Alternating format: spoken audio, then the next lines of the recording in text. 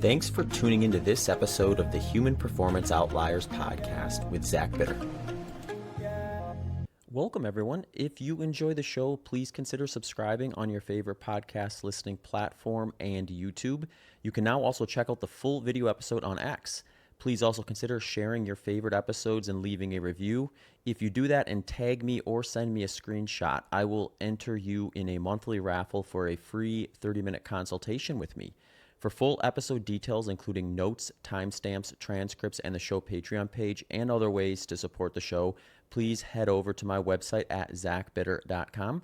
There you can find all my coaching services, including some new offerings for 2025. You can also sign up for my Substack newsletter, where I have been publishing my training journal weekly, as well as other topic-based posts.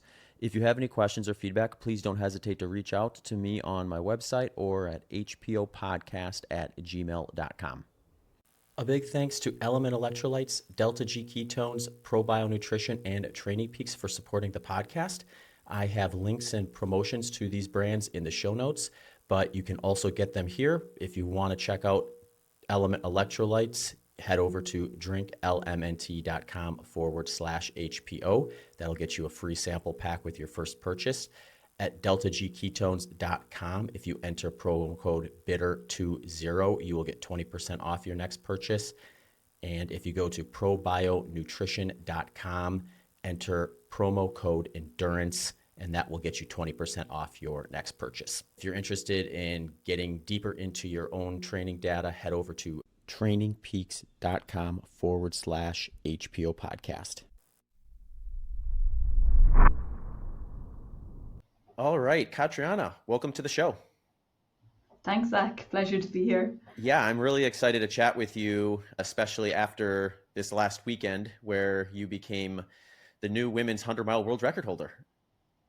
Yeah, I know. It still sounds strange when I hear it, but yeah, it's absolutely brilliant. I'm really pleased that everything paid off and that I crossed the line under the previous record. Yeah. I mean, that must have been exciting. And I know another layer of uniqueness with that particular performance for you is that was your first 100-miler as well. So there had to be a little bit of a speculation going into that as to what the goal time was going to be when you started the race. Absolutely, yeah. It was a bit of an unknown to me. So I did try and do a lot of research, and thanks to your podcast, it informed quite a bit of that research, to be honest, where I tried to, figure out what pace I should be running at, or, how training would kind of show or at least give me an indication of what pace I could maintain for the 100 miles. But yeah, 60 miles had been the longest I'd ever run prior to the race. So the last 40, which is a pretty big chunk, was just all an unknown. So I really had no idea what to expect for that part. Yeah, it is. It gets interesting in that last 40 miles, that's for sure. And I know I was giving this some thought because I'd recently run a 100-miler, and it's just like this kind of interesting spot in there somewhere after 100K, I think, where you sort of have to make a decision as to what you're going to do, or how aggressive you're maybe going to be, or how aggressive you're willing to tolerate things when you still have a big chunk of mileage left on there. And sometimes, I know from my experience, it's like it can go it can go a couple different ways. Sometimes it goes really well and you end up thinking, man, I'm glad I pushed through there. And other times the wheels maybe come off a little bit and you struggle at the end. It seemed like you didn't have too many struggles near the end given your finishing time. Yeah, I didn't. I think it went well for me in that I never got to a point where I thought I wasn't going to finish, or that I would have, difficulty finishing. I don't believe I had to dig incredibly deep to get there, but I was very conservative at the start. And I think that probably is what helped then towards the latter part of the run. And I would say I was very happy to see the finish line. I'm not sure I could have gone much farther. Actually, I listened to one of your podcasts where you were told that once you finished the 100 miles to keep going because you were on for a 12-hour record. And I thought, oh my goodness, I have so much respect for that now, knowing what it's actually like to run 100. Yeah, no, it's one of those weird things with the 12-hour stuff. I had one where I stopped, where I think I ran 11:40:55, and there wasn't another meter in the legs that day, so I left some time on the clock, and no full 12-hour, I guess, for that one. But I've shuffled my way to the 12-hour mark a couple times as well. So Yeah, it's definitely, I think at that stage, it's more just trying to get the feet moving than anything, right? Yeah, no kidding. And the other interesting thing too is you chose to do Tunnel Hill 100 mile, which I think is such an interesting course because you kind of get this dynamic on that course where the time of year is almost always really good weather. I know they've had some years where it's gotten a little goofy on the cold side of things, but usually it's pretty good. Even if there's wind, you kind of have this like canopy of trees that keep it relatively still inside the actual track. And then it's basically just straight line running because you just have that first out and back where you turn around at the end, obviously, and then you go to the next out and back turn around, and then you just do that all again. But really, you're just running straight lines all day long. And Yeah. yeah, how did you feel about that? I mean, if you think about it very logically from a running perspective, it's going to be fast because you don't have to you don't have, you've only three U-turns. Other than that, it's like nothing's going to slow you down as such. So it's just about hitting a rhythm and holding it. But then practically from a mental perspective, it's quite, I wouldn't say boring because it's not boring, but it's all looks the same. So it's just very much the same. And particularly, I felt there was a section in just, I guess, between 50 miles and 76 miles, like for the first out and back of the second loop. I find that particularly difficult because I was running on my own and there weren't even like slow runners coming back, or I wasn't looking at anyone in the distance. So I was literally on my own for, I guess, an hour or 3 hours and 20 minutes or however long it took me to do that section. And, that's where, and it was hot at that part of the day as well. So I think that's where I found it the hardest, just mentally looking ahead and not really necessarily seeing your progress because you're just getting to somewhere that it actually looks the same as where you'd been 5 miles ago. But in saying that, I think I was probably prepared for it mentally before I went in, and I knew I was going to be running for large sections of it on my own. So I was kind of prepared to deal with that. And I do think that a lot of that race came down to kind of the mental side of it as well as the actual physical side and the ability to run. Yeah, it becomes an interesting back and forth mentally when you get to a certain point where you've got plenty of miles on your legs, but there's still quite a bit of running left to do. And the mind seems to always want to gravitate towards just how big those final miles are. So I'd be curious, did you do any kind of mental tricks that helped you sort of minimize that part of the race where you had, say, maybe 100K plus in the legs already, but had to kind of pull back and not overly think the rest of the race? I think because I was really, when I hit the 100K mark, that was just around the turnaround at I think it's the south end, is it? And then it's 13 miles back to the start finish line. So I was just purely focused on getting back that. I was focused purely on the 13-mile section to get back to the start finish line, and I had a goal in mind of a time that I wanted to come back to that point at, and where I felt I would still be on track. I really very much stayed in the moment, I guess, in that section of the course. Now, when I passed the start finish line for the last time and I'd 14 miles to go, oh no, sorry, 26 miles to go. No, excuse me, 24 miles to go at that stage because it's 12 miles and 12 miles. So I thought, okay, because that's where you hit we call it a hill, even though it's not really a hill, but the drag. I knew that if I could get to the turnaround at the top of the drag within goal pace, that I would do it because then you just have to run down the hill. And I knew my legs were strong enough. It wasn't my legs that were having trouble. It was more my head passing through the Vienna, the start finish area at that point. A lot of the 50-mile runners had finished, and it really felt like there was a little party happening. And I felt, oh wow, I'd love to just stop running and join this party. But yeah, I thought I'll be back in 3 hours and I'll do it then. But yeah, I think I dealt with it by just breaking it down into distances, kind of, and just staying in the section that I was in mentally rather than looking too far ahead, because I knew that if I did look too far ahead, I'd find it too daunting. Yeah. Yeah. The other interesting I always find with these kind of flat, more controlled ultras is you can pay very close attention to pace and splits and get really reliable feedback as to where you are versus where you've been and where you want to be. But I also know, especially as you get into kind of the more the short loop type stuff, it can be almost data overload at times. So were you paying attention to your splits very frequently or your watch splits or anything like that? I relied on it a lot at the start because I needed to hit the pace. And what I found at the start was I just kept running too fast and I'd have to slow myself down. And then I'd just naturally start running faster and I'd have to be like, oh, I have to slow myself down again. So I needed it to get to hit the pace.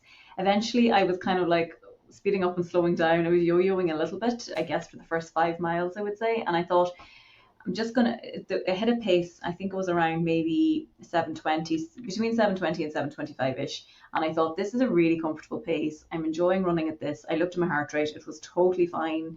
I thought I can't slow myself down further. I'm going to go with it. And I'm not producing lactate. I'm not going into any reserves. I'm not burning anything at this stage. So rather than killing myself trying to run too slow, I wanted to just run comfortably. And I also thought, I want to enjoy the day. So I'm going to have to run at this pace because this is what I'm enjoying. And if I pay for it later, so be it. But I'm going to, enjoy it now.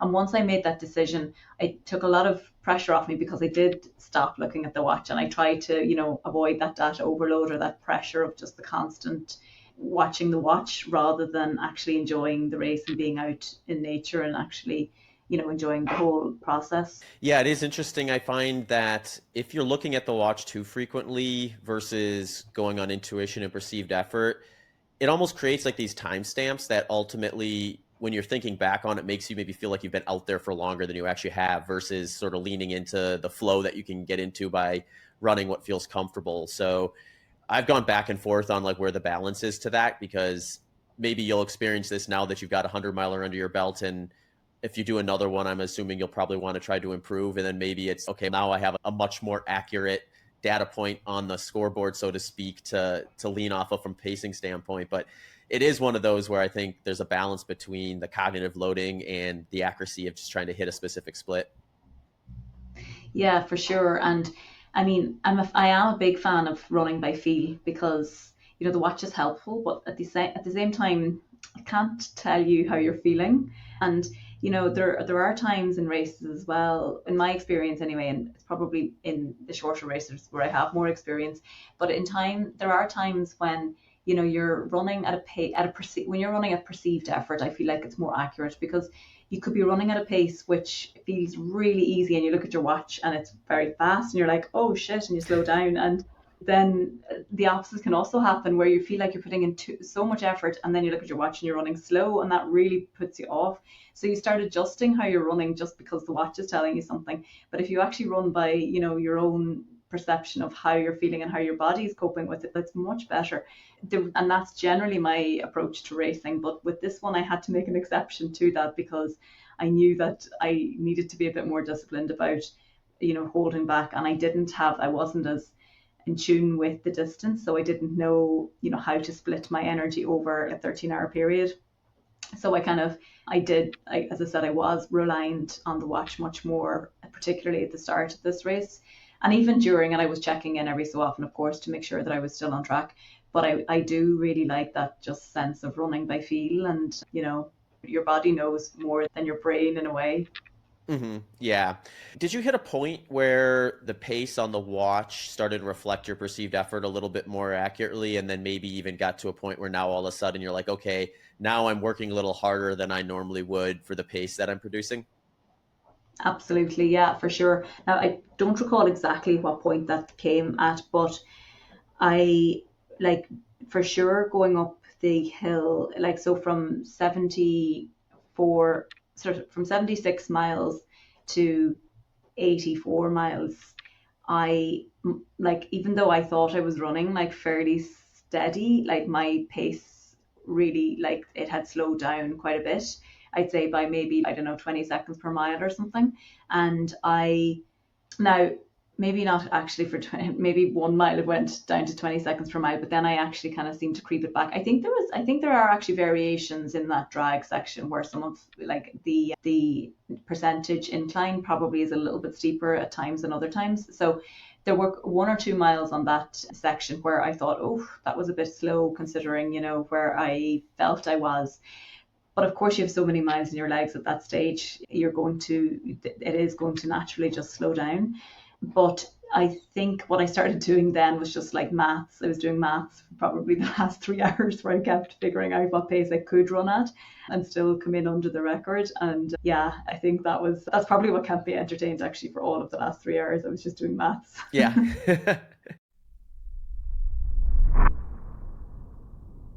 Just a quick reminder, Training Peaks is one of the best tools for monitoring your training progress and my go-to tool when coaching individuals.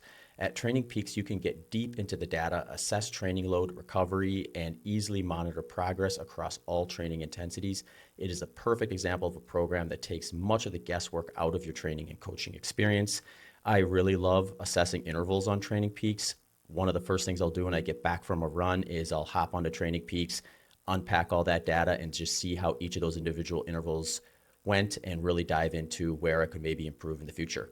So if you're interested in getting deeper into your own training data, head over to trainingpeaks.com/HPO podcast. Yeah, at a certain point, you kind of need a distraction from thinking too far ahead, and math can do that for you. Yeah.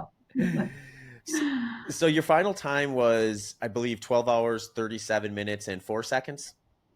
Correct. Yeah. So that comes out, for the listeners who are curious, a 7:34 mile pace for 100 miles. Did you, or do you, have you had a chance to go through some of the data just from your watch and look at just kind of how the flow of the race went from a pace standpoint, like any specific mile markers or kilometer marker splits that stand out as to kind of where you were at a certain point on the day? I had a very quick flick through it, but I didn't really have a chance to go through it in detail yet. Like weirdly, it's been like a bit of a whirlwind since I got back to Ireland Yeah. because media here has just really been absorbed by this, which was a huge shock to me. But I've been catching up with quite a few, just doing interviews and things like that. And I'm back at my day job as well. So I'm just juggling. So I haven't actually had time to sit down and look at my own data, which is frustrating because as well as looking at that, I also kind of want to sit down and think about maybe races or whatever that I might do in future. But for now, I'm just like, yeah, I haven't done it yet properly. I think I have a very fairly good sense of it though, because like I was checking in. So my big markers that I had in my head were the turnaround points on either end and then the middle section. And I know like so when I went through halfway, I was 8 minutes ahead of where I wanted to be.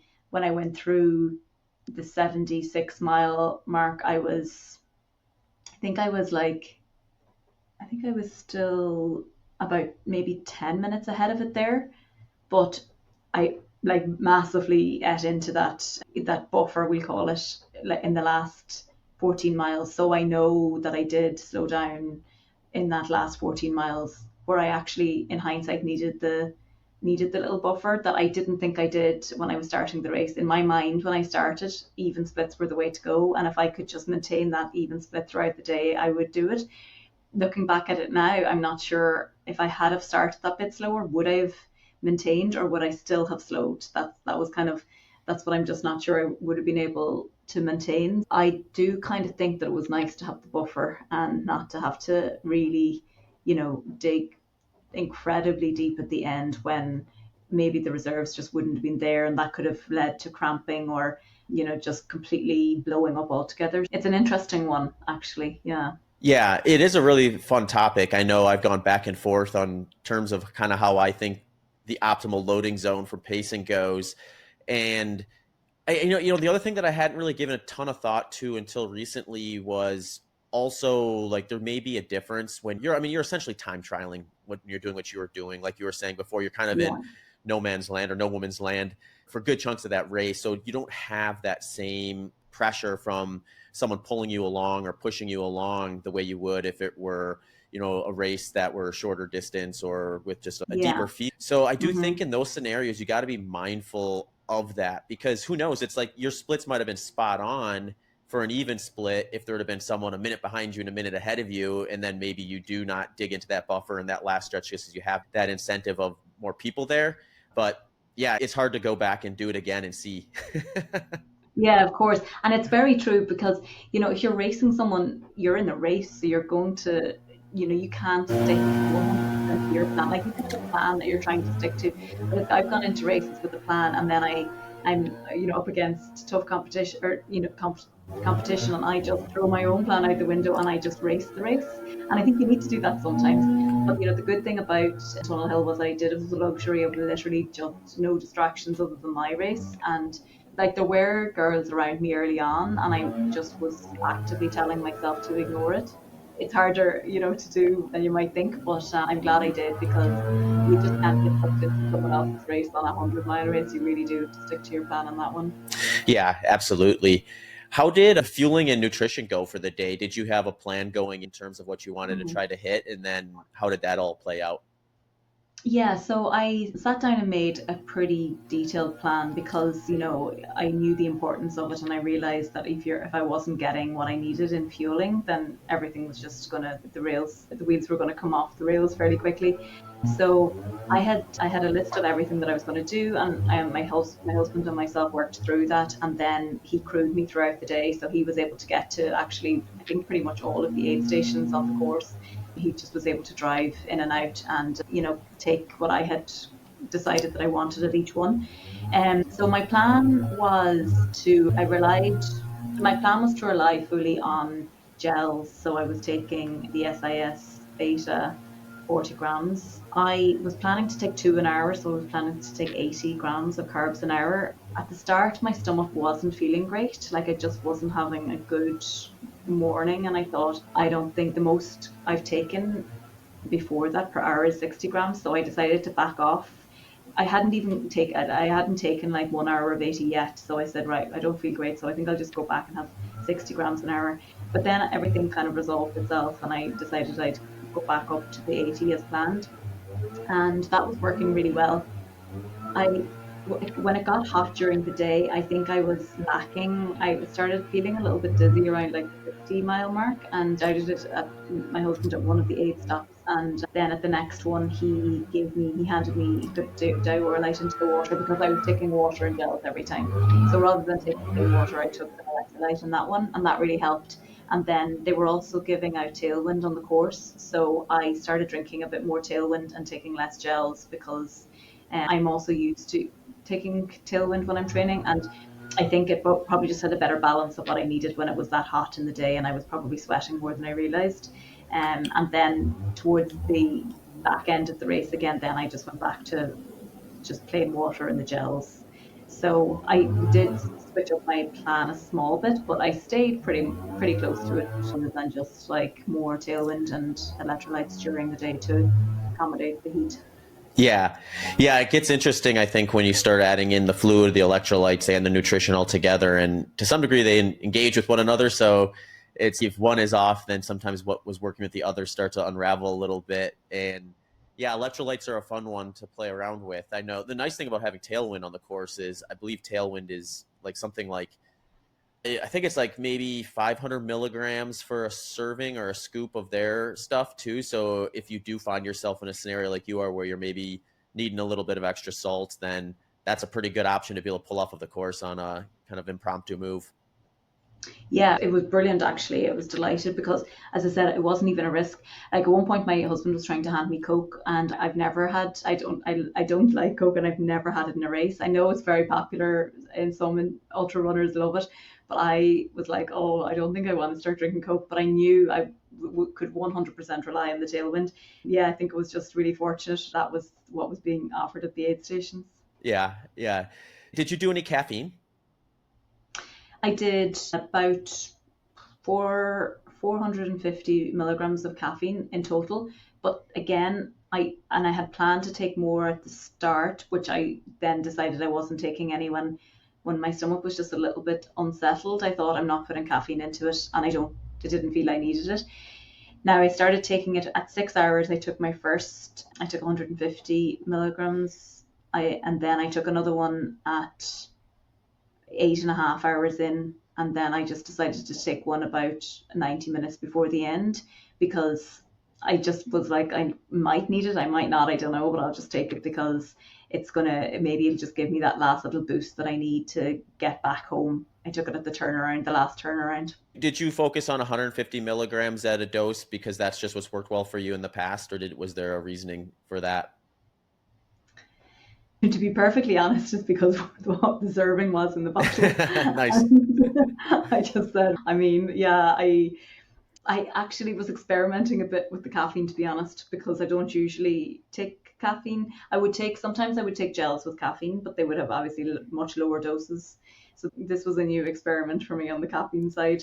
There was no caffeine in the gels, so I decided I wanted to add it separately. And yeah, seems to have paid It off. worked. Yeah. Probably wasn't the smartest thing to Hard do. to argue with the approach now, I suppose. So, yeah, I find caffeine a real interesting one for a few of the things that you've said. One is you probably don't want caffeine in the early stages when you're in that situation where you're looking at the watch. You're like, hey, I'm a little faster than I'd like to be. I think throwing that if anything, that's just going to incentivize the thing you're trying to avoid, which is be speeding up.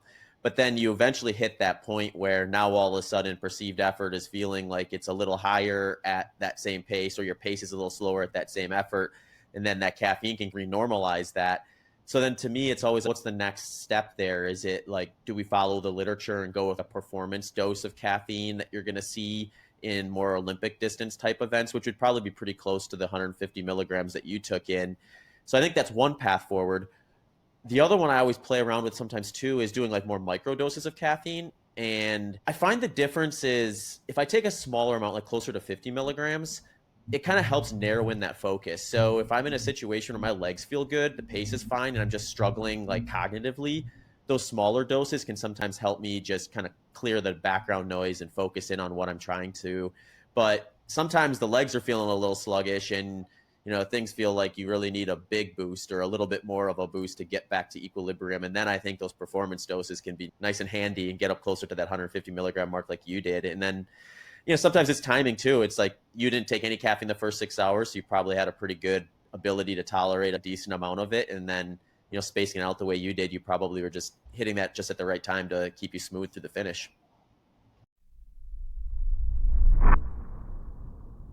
Just a quick reminder that Probio Nutrition is my go-to supplement for all my micronutrients and digestive needs. The reason I like it is it was developed by my good friend, Dr. Mark Bubbs. He has had a lot of experience working with successful individuals that have busy, active lifestyles, including Olympians, NBA basketball players, professional hockey players. One of the things he noticed was a lot of supplements were not only mislabeled, but not very effective. So he went about to try to lower the friction point there by making it as easy as having one scoop of Probio Nutrition every day. I will take it with either water, smoothie, or mix it in with my yogurt once per day, and then I'm done. And I can rest at ease knowing that along with a good diet, I'll have all those micronutrients and digestive needs met. Head over to probionutrition.com and enter promo code endurance for 20% off your next order.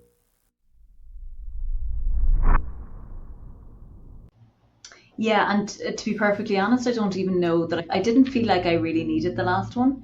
I decided I would take it because I guess, again, it was an unknown. I was definitely starting to feel tired. I still felt fine, but I didn't want to be in a situation where I got to the point where I needed it. So I thought I'm just going to preempt this and take it early. Now, maybe if I hadn't have taken it, I wouldn't have felt the need to have taken it. But at the same time, yeah, I just felt it had been long enough since my previous one, and I thought, you know what, there's no harm. The other two I haven't had any negative impacts, or they had no negative consequences to my running. So I thought, why not? I'll take it. Yeah, I like that. I mean, when you look at the way the caffeine sort of kicks in, it is about 15, maybe 20 minutes before it really starts to hit your system. And then with those sort of dosing, it's going to take about an hour before it peaks too. So when you have 90 minutes left, you're taking it then, it's like you're hedging for that last 30 minutes to some degree, where if you got to that part and you're like, oh, shoot, I should have taken the caffeine,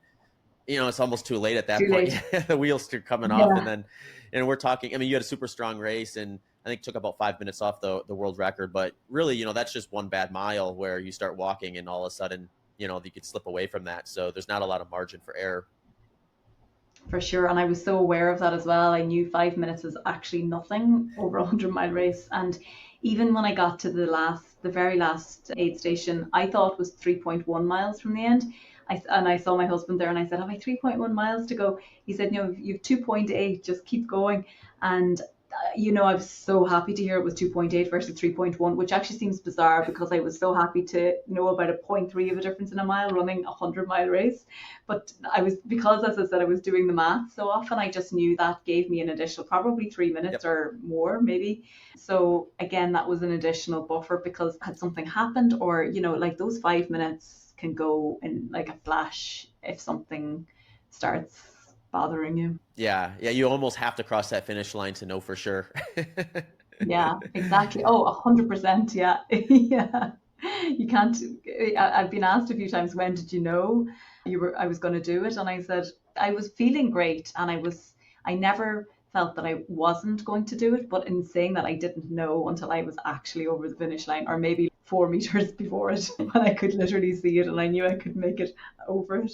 That's really the only time I actually knew. And I don't think, I mean, maybe for more experienced runners, they might have a better sense, but I think, you just can't take anything for granted over a 100-mile race. Yeah, and that kind of brings up another point too, where you were new to the 100-mile distance, but you certainly aren't new to endurance racing. In fact, you've been an Olympian for Ireland in the 2012 games, I believe. So you've been a very competitive marathon runner. You've run 50Ks, been third at World 100Ks, third at Comrades, I believe. So as far as the marathon and some of the shorter ultra distances go, you've had those experiences, and you've probably had some experiences where things felt good and then turned around really quickly to bad. And then, something Oh, in the back yeah. of your mind that could just be like, feeling great 1 minute and then a couple minutes later feeling terrible. So that's always kind of lingering in the back of your head for an experienced runner. Yeah, that's exactly what happened to me in my first Comrades. My first Comrades was in 2019, and it's the first time I ran anything over a marathon. And so Comrades is 90 kilometers versus my previous experience of having run 42. And I went into that race with the plan that I would run conservatively and I would run by heart rate because I didn't want to, overextend myself. And I ran by heart rate for the first, I think it was until the first, around the marathon mark, so around roughly halfway. I was feeling amazing and I thought, I feel amazing. I'm holding back way too much. I'm going to go for it. And I thought I would just increase the pace a little bit. But because I decided to increase the pace, I started motoring through the course and I was working my way up through the field. I was in second at one point, and all of a sudden, out of absolutely nowhere, my legs just felt like two lumps of wood. That I cramped so badly. I could barely get one foot in front of the other. I had to I literally had to run with straight legs to get myself going again, and I lost a spot, and I was just terrified that I was going to lose the third place position. So I have experience of, that like false sense of security in the middle of a long race where you think everything feels amazing and that, nothing could go wrong, and it absolutely can, which was probably a great experience in a way when I think about it. When I was going into the 100 mile for the first time, because I'd had that experience the first time I stepped up to 90K, I knew that I couldn't at any point take anything for granted, and that I had to just keep minding myself, minding the pace, minding my legs, and making sure that I wasn't in any way overextending anything until I actually got to the finish line. Yeah, yeah, and Comrades, that course can chew you up and spit you out really quickly with all those punchy hills they have on it. So it's Yeah, not one you don't I want the wheels wore to come off. poly shorts. Yeah. Were you on, did you do, was that an up year or a down year that you did it? That was an up year, Okay, yeah, so you can and the really cramping pay. was. I really paid. Yeah, I think I walked a fair bit of polys that year, and I got to the top, and it's downhill from there. So you think, oh yeah, no problem, start running again. But yeah, it's a problem. Hmm. Yeah, getting running again after walking, and downhill's not always better if your quads are what are kind of shot because you still need those to Absolutely. stabilize. Yeah. Yeah. Yeah. So are you thinking now that you've done the 100-mile distance that you'd like to go back and explore 50K, 100K, or Comrades or something like that in the future and see what it's like to attack something between the marathon and 100 miles now that you've got that real long duration experience under your belt? Yeah, I'm really fascinated to see how it's going to impact my Comrades next year. I will definitely run Comrades again next year. I've run it 4 times now and I have 4 gold medals. So this would be my fifth Nice. Comrades, and I'm really hopeful, keeping everything crossed, that I can snatch that fifth gold medal, which would be very sweet. But I'm fascinated to see how the training block from the 100 mile will translate into the Comrades. Even though, Comrades is obviously an ultra race in itself, and it's a 90K race, so it's a very long run. But it's still much shorter than the 100 miles. So I'm wondering, how it'll impact it, if it's beneficial or not, and maybe if some of the training that I did for the 100 mile would be more beneficial to Comrades as well, because it was quite different actually. But I felt that the double long run at the weekend really did benefit me, and I do think it would probably benefit the Comrades training as well.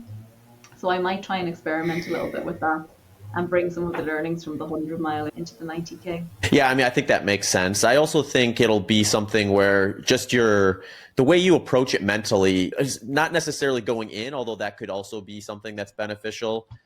But as you're kind of moving through the race to these distances and time frames that in the past would have felt like a certain amount of effort, starting to tighten a little bit now because you just know what you're able to do from a longer term standpoint. I remember kind of going back to some 80K stuff after doing my first 100 miler, and I remember thinking, wow, that went by so fast. But prior to that, they felt incredibly long. So Yeah, yeah, true. And similar to that, after when I started running Comrades and I went back to running marathons, I had a completely different approach to marathon running. I thought I actually probably was a bit more aggressive, in fact, because I was like, it's not that long, and you can probably suffer for at least part of it, so you can be a bit more aggressive at the start and see how that happens or see how that pans out. So yeah, maybe, although it is an uprun in Comrades in 2026, so I don't think it ever pays off to be too aggressive at the start of an uprun. yeah. Yeah, the other thing too, I think like you sort of alluded to too with the back-to-back long runs and then this race itself, that feeding into a race like Comrades, it could also be something where your relative speed is similar to what you would have been able to do in a past, but now your durability to sustain it for longer periods of time will improve. So maybe a little less fade at the end, which, that can make a big difference on a course like that. Yeah, I think so. Yeah, absolutely. I mean, it's all just about getting the legs ready for the effort on the day. Yeah, I think if you're if they're over prepared, that's even all the better, really. Yeah. Yeah, I did want to dive in a little bit into the training that you did leading into Tunnel Hill. I know we were able to chat a little bit as you were kind of getting into the thick of that training and just talk about what you were doing and what would maybe be the best way to peak. I'd be curious kind of how you ended up structuring those final months. Yeah, so I pretty much continued the double long run. I probably increased it kind of gradually each weekend to a point where I never ran more than, I think my peak weekend of running was 32 miles on a Saturday and 32 miles on a Sunday. I did that once. So I was also like, I have a really bad history of injury. So I was also very cautious of injury throughout this training block. I knew I needed to increase my mileage. Was targeting like somewhere around like 100 to 110 miles a week. But what I ended up doing was I'd run 2 weeks at that high mileage. They were generally around 105 miles a week. And then 1 week I would back off and let my body kind of recover. And then back up to 2 weeks at the higher mileage, 1 week backing off. And that seemed to work out well for me. And I didn't pick up any injuries throughout the training program. And then 6 weeks out from the race itself, I did one 60-mile race, or so 1 60-mile run, which was like, to be honest, I nearly felt that was more difficult than the race itself because again, you're just going out on your own and you're running for whatever 7 hours for nothing. Yeah. So it was tough, but it was definitely good preparation, and I'm glad I did it because I was actually able to draw from that day and how I was feeling that day when I was racing, and particularly when it was getting hard at the end. I think that set me up well for the race itself. Yeah. Yeah, I have always found that having something a little bit longer solo, similar to what you did for 60 miles, is a nice thing to have, whether you do that in training or jump in a race or something like that. It gives you that ability to kind of push a little bit beyond what you would normally do in training, practice some of the fueling and hydration that's going to be important in those later stages. And yeah, when you're out there, be able to feel like it wasn't too long ago that you did something longer than your kind of typical 30, 32-mile long run. Just a quick reminder that Element Electrolytes is my go-to electrolyte source. I know that I lose 614 milligrams of electrolytes for every liter of sweat. So on those training sessions, especially the hot days, I'll make sure I have a packet of one of their multiple flavors in with my fluids. Or if I'm looking for a refreshing post-workout beverage or just staying on top of electrolytes throughout the day, I will often lean to their cans of Element Sparkle, which are a very tasty treat after a hot training run. If you want to get a free sample pack with your next purchase, head over to drinklmnt.com/HPO.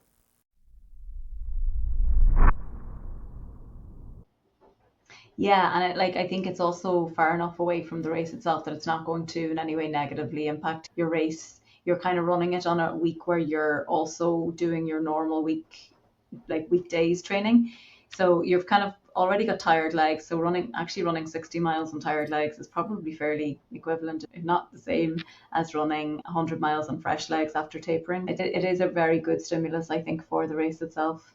Yeah, inevitably during that run, or even during some of those back-to-back long runs too, I always find if you do enough of them, you end up hitting a few where it's just you do not want to be out there, and you say, okay, but I'm gonna start this, I'm gonna take it, and you're listening to your body and making sure you're not doing anything too crazy. But a lot of times you do get through that kind of lull or that initial kind of I don't know about this, isn't feel right, and having that experience, I think, is really important because you're just gonna hit that spot in 100 miles at a point where you're like, I don't know about this. Can I push through this? And having an experience of having that turn around and end up being just fine is really powerful.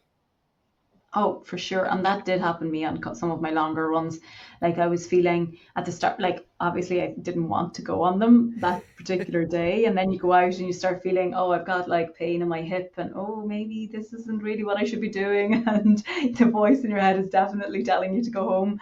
But yeah, I think if you kind of force yourself, probably sounds a bit extreme, but if you just stick with it and stay with it and you just tell yourself, I've decided I'm running for 4 hours, so I'm going to run for 4 hours, and you definitely, I 100% ran through the pain and it was gone. So in a way I was wondering afterwards, was it like a psychological pain or was it a genuine pain? Because at that stage of the training as well, that was very close to the end. I think that may have been 3 weeks before the race and I was just wrecked. I was really tired, like the training definitely takes a toll if you're, when you're in a big block of training like that.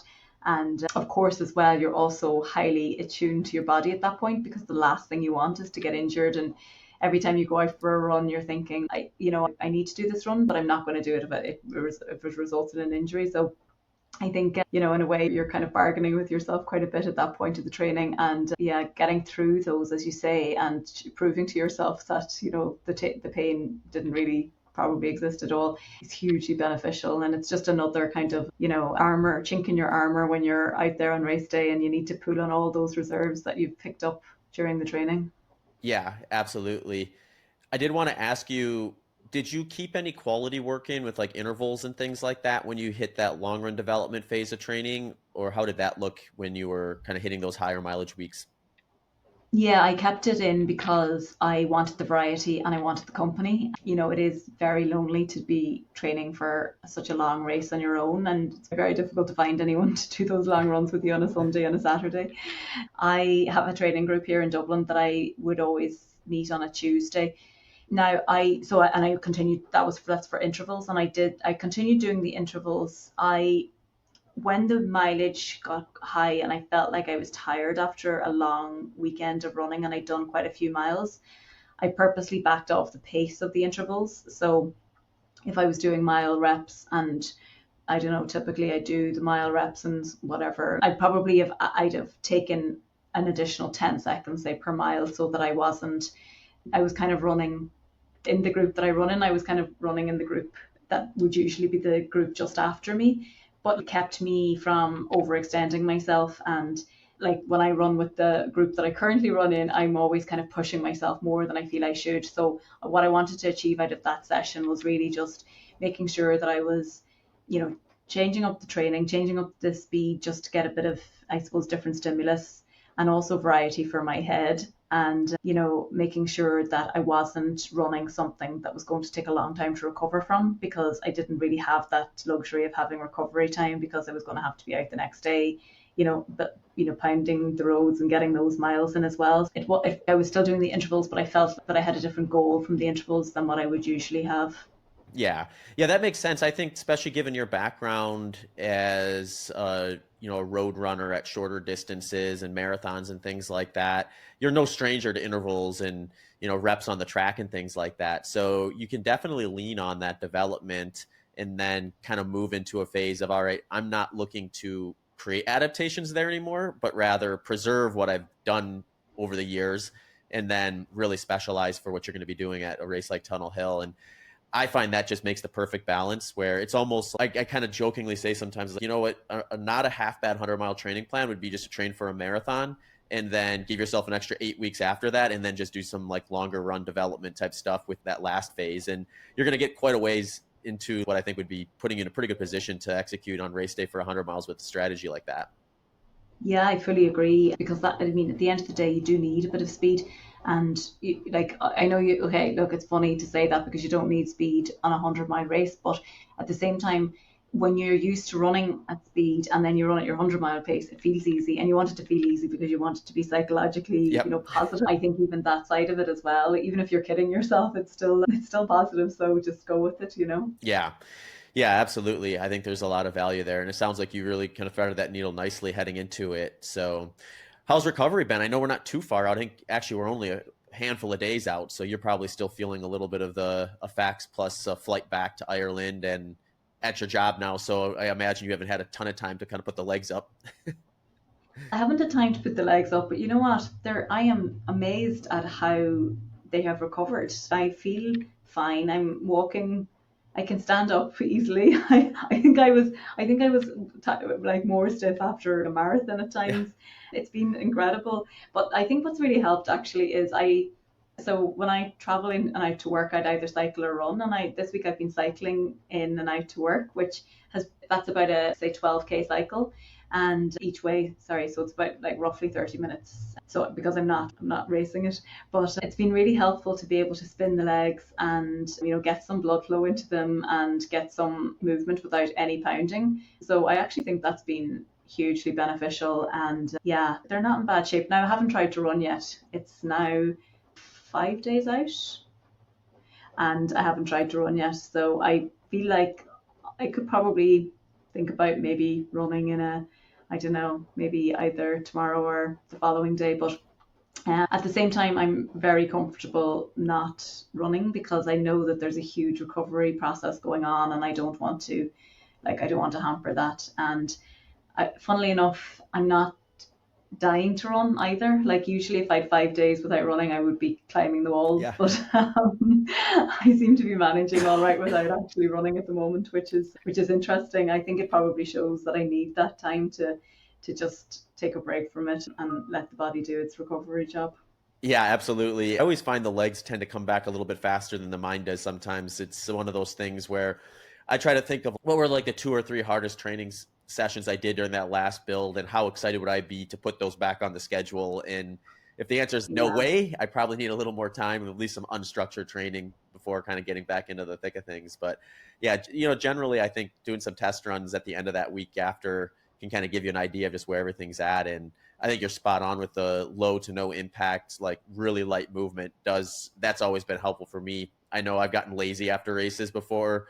I mean, lazy is maybe not the right word for it, given you run at 100 miles, but if you Yeah. just sit on the couch and let the legs just kind of rest, that feels great in the moment, but it does make it take a day or two longer, I think, to kind of feel like everything's kind of moved through versus if you just hop on a bike for, 30 minutes or something like that, or hop in the pool and just move around, or even go for a walk. Things that are just going to get some blood Yeah. flow there. And I think because we're so used to it as well, I think if I was sitting on the couch, I probably would be struggling then. But you just need that kind of hit of fresh air, and maybe it's a very minuscule amount of endorphins from cycling. I'm not too sure, but yeah, at least you're getting some sort of benefit there too. Yeah.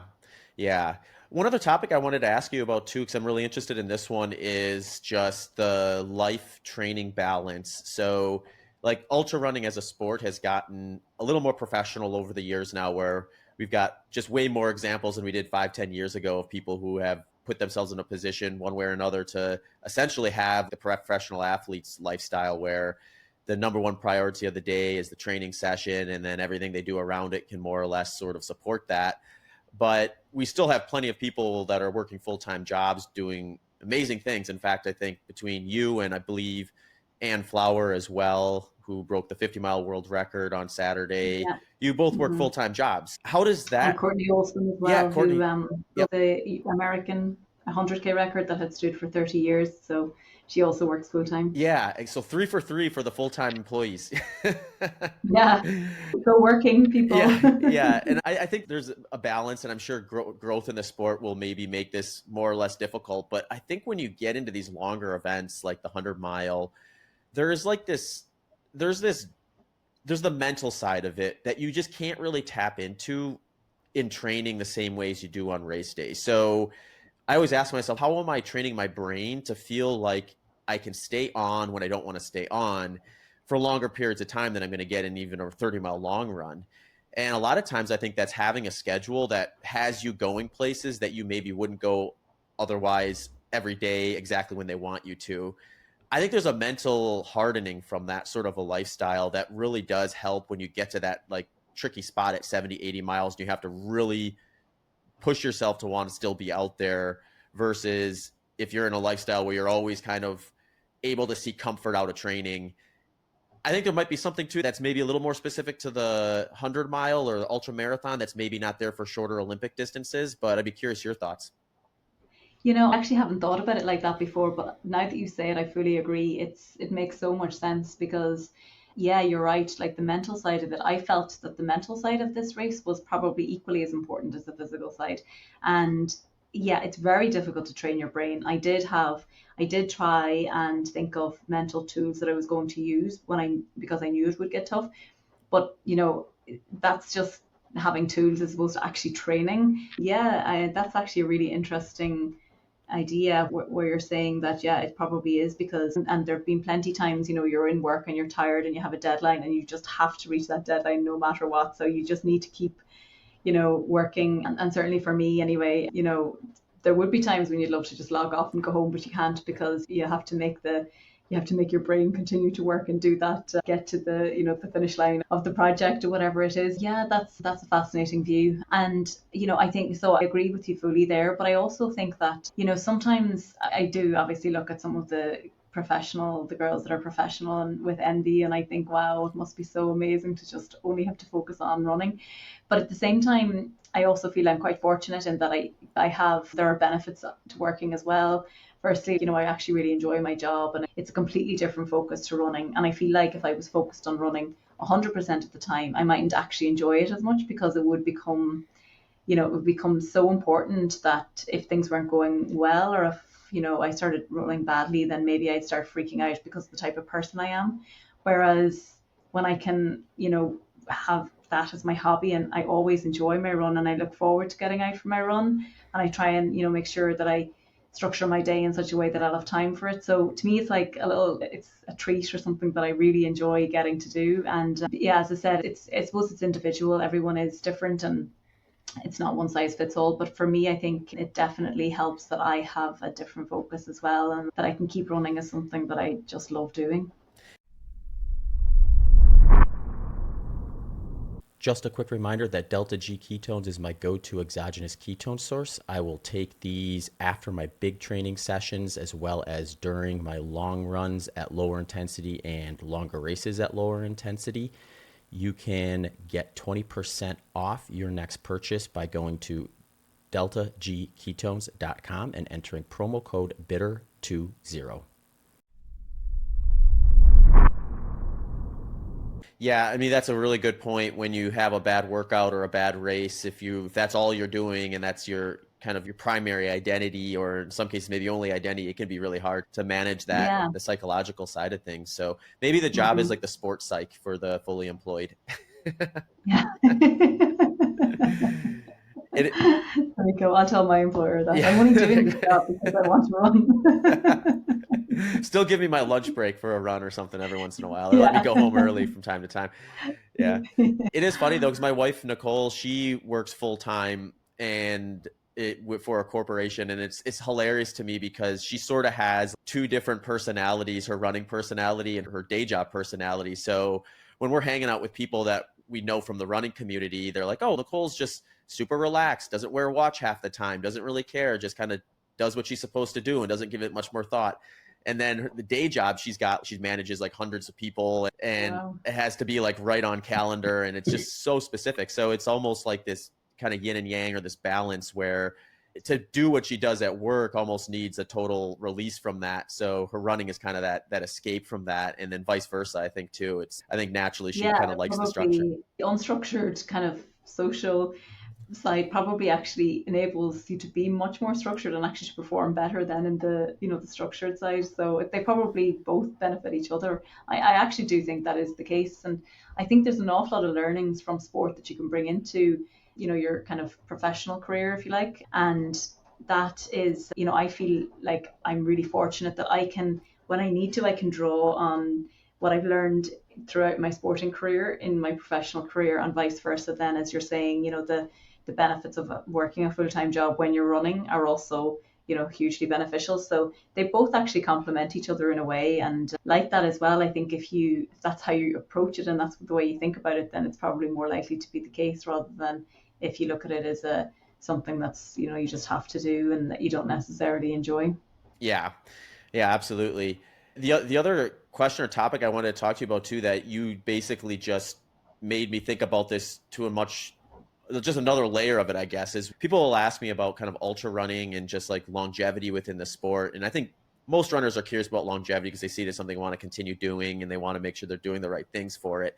But then when you get to the performance side of things too, professional sport, there's usually timelines of, okay, this is a range where you're likely to hit your max potential. And then after that, you can maybe maintain for a while before you start kind of seeing age do its thing. And the 100-mile distance has always been interesting to me because prior to your race last weekend, we had the 100-mile world record holders were right around 40 years old. It was like, okay, that's a pretty long timeline. And I think as the sport gets more competitive, people imagine that's just going to come in and we're going to see it match kind of maybe closer to the marathon or something like that. I'm not entirely convinced that's the case because I think, given a lot of what we talked about here with intensity and how the body can hold on to certain things longer than others, where it's, yeah, your VO2 max can come down a little bit, and that may not necessarily outweigh the experience you have as a runner in general and your ability to execute on race day and things like that. And you're 45 now, so you're the 100-mile world record holder at age 45.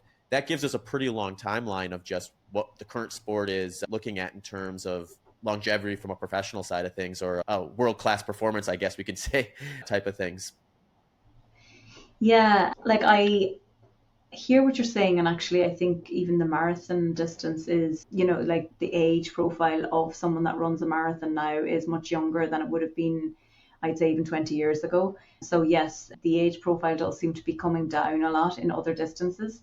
I think for the 100-mile race, I think it may come down, but I don't think it'll come down substantially, because I think there's just so much value to the years and years and years of training for such a long distance, and the experiences that you picked up along the way in your approach to it. Now, I know I'm talking about it like I'm an expert and I run one, so I don't mean to. This is purely my own view of it, but I certainly think, in my limited experience, that I don't know if I would have been ready to run this race much earlier. Maybe, okay, maybe 5 years ago, fair enough, because yeah, 40 does seem like a reasonable age. But I'm not sure that you would see someone at 30 run it and attempt it. Maybe you would. Maybe that's where it'll end up. I would actually be fascinated to watch that as well, and to see how, the performance there would improve, because is VO how relevant is VO2 max for the 100-mile? I mean, you obviously need to have the capacity, but you're not actually running at anywhere near your threshold or your VO2 max. It's more about your ability to maintain a pace for a long time, and the mental side of it, as we said. Yeah, I would be curious actually to follow that as well. Yeah. Yeah, I think there's probably room to lose a little bit of VO2 max and still maintain your peak 100-mile potential. Because I just think there's probably, and maybe this a lot of times we don't know the answers to these until you get tons of competitive pressure, the way that we've seen with the marathon over the years. But we see strong marathon performances still in the late 30s, early 40s. So like, you think going from a race that's basically optimizing for lactate threshold to an event that's optimizing for aerobic threshold, that's going to give us Mm, one more reason to believe that you can do it. Yeah, it'll be fun to see how that goes. I know there's different theories out there about the importance of VO2 max when it comes to 100 miles and that sort of thing. But yeah, at the end of the day, interesting. it's quite a bit different pace wise. Yeah, yeah, very different. I actually nearly view it as completely different sport, not a different sport, but it's so drastically different to a marathon that it feels yeah, it feels like a very different event than a marathon. Yeah, it will be interesting to see how it evolves and yeah, watch the space, I guess. Yeah, very cool. It's been fun to chat with you about this. I think it's so fun to watch the sport grow and then the bar get raised as we kind of push into it. Now you're one of those bar raisers within the sport of ultra running at the 100-mile distance. So I can't wait to see what you do next. I know you were mentioning earlier, you probably haven't had a lot of time to think about this, but has your brain gone towards, I think I can go a little bit faster? Where would that venue be? Yeah, I mean, I think that's probably the competitive side of me. I'm wondering, could I have gone faster or could I go faster? I'd love to try. I just don't know. I mean, I do think Tunnel Hill is a great course for it, and I would definitely consider going back there. The race is just so well organized. Steve Durbin does a fantastic job, and all the volunteers are just amazing. And, for a relatively small race, it's just incredibly professionally organized and a very enjoyable event to do. So I would certainly consider doing it there again. I don't really know where the other, how you would find a course that would compare as a similar, fast course. Good time of year, relative, as you said earlier, you can kind of typically depend on good weather conditions, and yeah, I suppose I'll probably have to research that a bit, but I think, yeah, I think it's really opened my mind to maybe challenging myself in a different way again. I took on this race because I just felt like I wanted to just throw the kind of rule book out and just try something that I'd never done before. And yeah, it's worked out well. So I think I would definitely go there again and maybe do something. Yeah. I'm not sure if I go longer, but I definitely do something, similar in a similar vein. How do you feel about tracks, like 400-meter tracks? Yeah, I have a lot of admiration for someone that runs a 400-meter track for a day. It's an interesting thing because I mean, that was sort of my first experience with flat runnable hunters was on a 400-meter track, and I had a good experience. So sometimes I wonder if that really fed into my perspective to that venue versus a place like Tunnel Hill. Because I've talked to Camille about this before too, and I believe, if I remember correctly, she likes a course like Tunnel Hill better, or even a shorter loop. Like we've got the 100-mile U.S. Championships is on like a 1.17-mile paved loop, and Hmm. I mean, she's run strong on both venues, or in both areas, but I want to say she thinks like it's a little bit better for her at the individual level to not have that 400-meter. I don't know. Maybe that's some combination of physical or psychological variances from one person to the next. I tend to think the tracks are probably the fastest spot to do it still if you can get over the short looping side of things. But there is downsides to that too, where it's like there's just not a lot of options or any options really that I'm aware of where you're going to have a 100-mile specific track ultra where there's maybe just a handful of people out there all running roughly the same pace. It's usually like you're inside a 24 or a 48 or even a 6-day event. And then you're in the scenario where you're on this like super fast platform, but you're also in lanes 2 and 3 quite a bit as you're going around people in longer distance stuff. So you have to assume a little Yeah. bit of distance on top of it for that too. But yeah, if I can be any help in finding venues, I'm more than happy to dig in there for you too. I know there's some Thank out you so there, much. but yeah, Tunnel Hill Yeah. does stand out. If that course was entirely paved, I think that would be a hard one to argue against. Yeah. Or even if you could sweep some of the stones Yeah, aside. yeah, uh-huh. But they're not that bad. But yeah, there are sections of it which, yeah, were definitely nicer than others, I suppose. There's those spots where you cross that road and you actually hit pavement for like 10 meters. And when you hit that, Yeah. you feel how good a traction you have on that. You're like, oh, that Yeah. does make a little bit of a difference. That's nice. Yeah. Yeah. We just want the perfect course. Yeah. Yeah. We might have to build it. We'll see. Yeah. Yeah.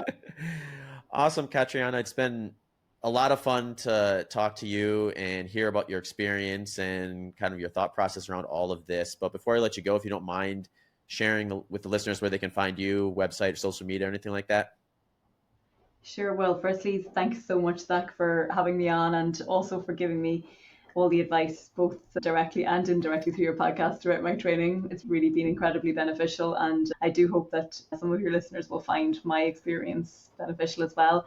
If you'd like to follow me, I'm on Jennings Caitriona on Instagram. And yeah, that's probably the best place to get me. Very cool. Awesome. I'll put that stuff in the show notes so people can go check it out and follow along on what you're up to. Thanks for tuning into this episode of the Human Performance Outliers podcast with Zach Bitter.